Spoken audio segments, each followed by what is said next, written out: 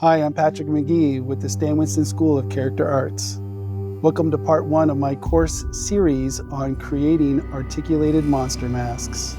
In today's course, I'll be taking you through the entire sculpture process, from blocking out the primary forms and finding the character's silhouette, to adding secondary forms like skin folds, and finally moving on to detailing steps, including pore texture, fine lines and wrinkles, as well as realistic veins. And ultimately, I'm going to have a cable that goes right into this bone here, and there'll be a little tab that'll go to this corner of the mouth to pull all this skin. I'm going to sculpt it with that intention. I'll be sharing tips, tricks, and techniques for sculpting a monster mask that you'll be able to mold, cast, mechanize, paint, and perform in. Whether you're interested in making articulated masks for television, film, live entertainment, or just as a hobby, I'm excited to share my decades of mask making experience with you. So let's get started.